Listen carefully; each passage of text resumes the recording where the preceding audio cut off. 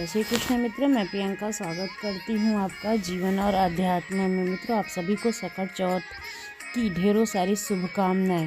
सकट चौथ का व्रत स्त्रियां अपनी संतान की रक्षा के लिए करती हैं, उनके उज्जवल भविष्य के लिए, अच्छे स्वास्थ्य के लिए करती हैं। इस व्रत में जितना ज़रूरी पूजा करना होता है उससे भी ज़्यादा ज़रूरी कथा सुनना माना जाता है।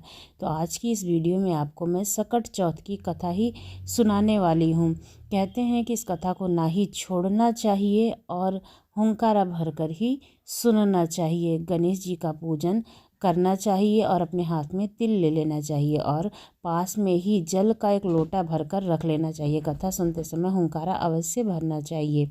एक बार गांव में एक बुढ़िया रहती थी।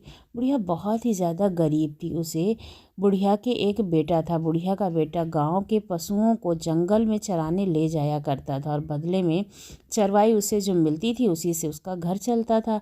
इसी तरह से दिन कट रहे थे। एक दिन बुढ़िया के बेटा जब पशुओं को चराने जंगल में जा रहा था तो रास्ते में उसकी चाची ताई मिली और बोली कि बेटा, तुम तो सारा दिन जंगल में पशु चराते फिरते हो, तुम्हारी घर माँ जो है वो घर में बैठ करके पकवान बना बना करके खाती रहती है।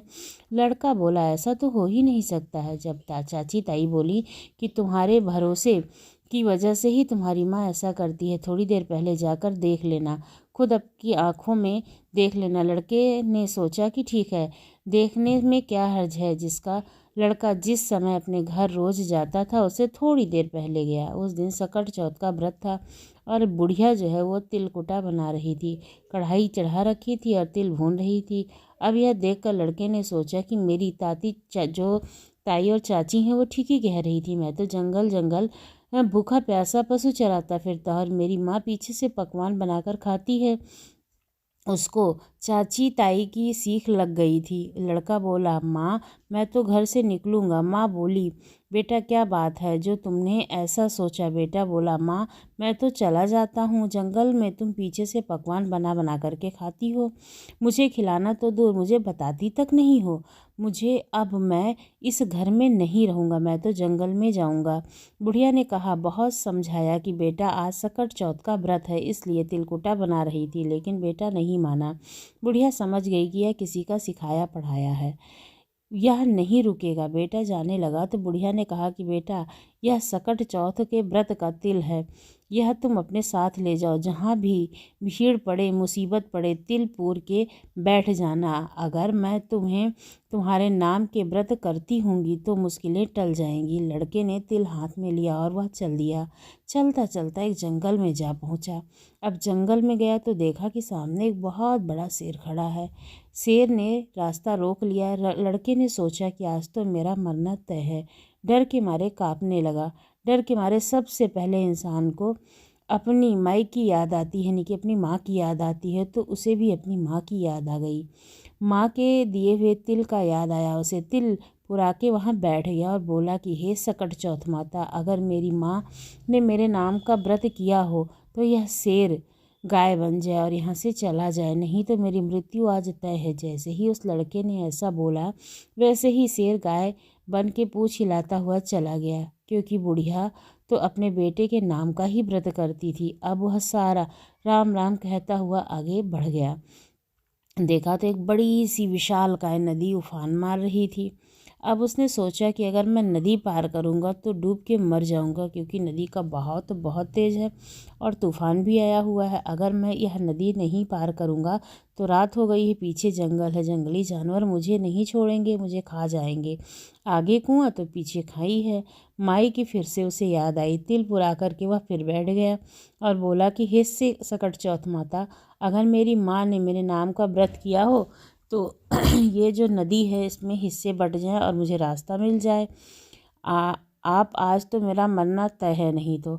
अब जैसे ही कहा नदी दो हिस्सों में बट गई। उसे रास्ता मिल गया, क्योंकि बुढ़िया तो उसी के नाम का व्रत करती थी और उसे माता पर पूरा विश्वास था, गणेश जी पर पूरा विश्वास था। नदी पार करके दूसरी नगरी में वह पहुंच गया। यह देखा कि बुढ़िया पाड़े बताती जाए और रोती जाए। अब उसने बुढ़िया से पूछा कि अरे माई, पूरे बढ़ा रही हो, इसका मतलब कोई खुशी है और साथ में रो भी रही हो, तुम दुखी क्यों हो रही हो? यह खुशी और दुख एक साथ कैसे है? बुढ़िया बोली कि कि हे बेटा, कैसे बताऊं, हमारी नगरी में हर छठे महीने आव पकता है और आव में एक इंसान की बलि दी जाती है। उसे आव में बिठाया जाता है। हर घर में रोज़ एक का नंबर आता है। आज मेरे घर का नंबर है और एक ही मेरा बेटा है। आज मेरा बेटा आव में मर जाएगा, इसलिए मैं दुखी हूँ।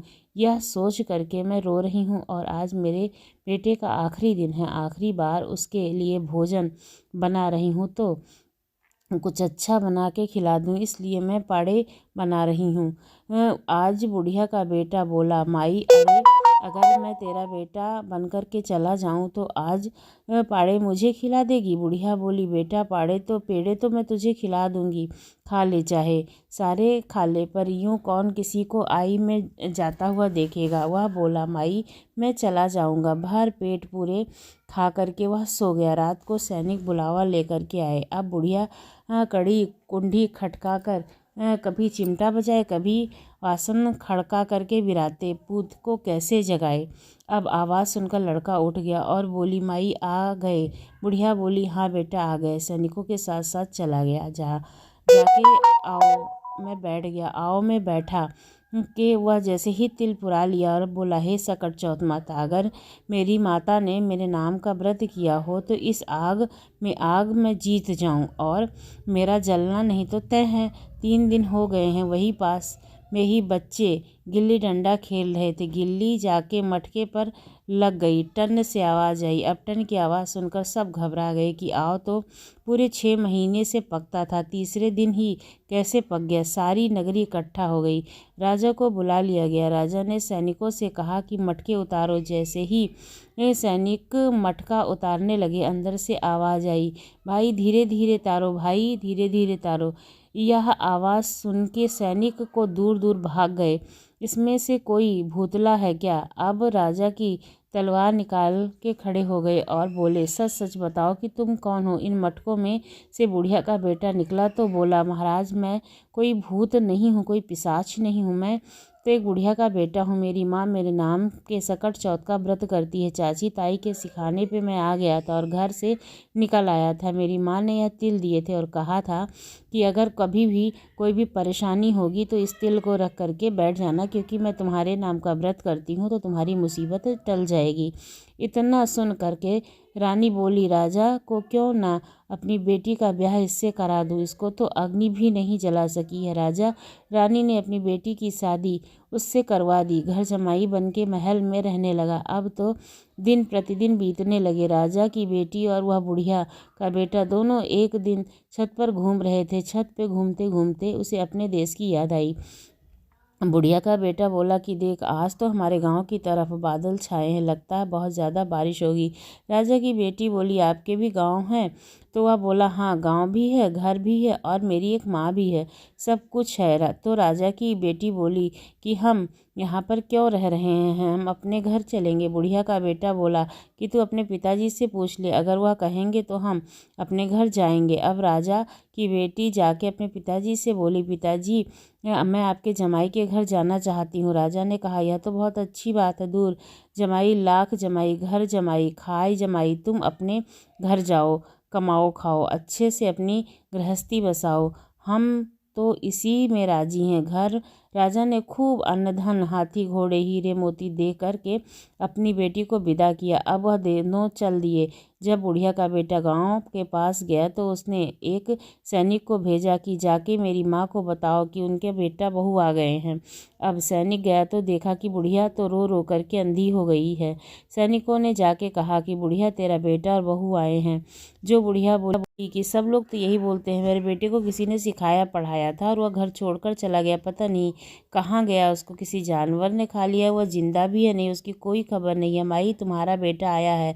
सारा गांव इकट्ठा हो गया, बुढ़िया का बेटा आ गया, बुढ़िया का बेटा आ गया। वो बोली, हे सकट चौथ माता, अगर मेरा बेटा आया है तो दूध की धार सीधी उसके मूँछों पर पड़ेगी। अब उसे चमड़े की आने आगे पहनाई गई।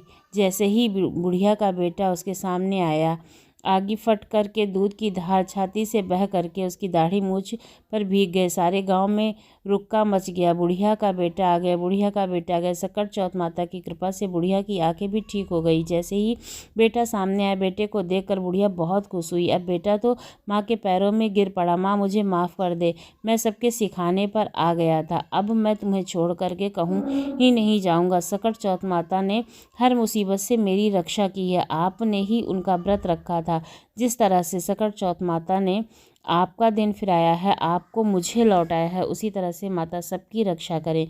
बोलो सकट चौथ माता की जय।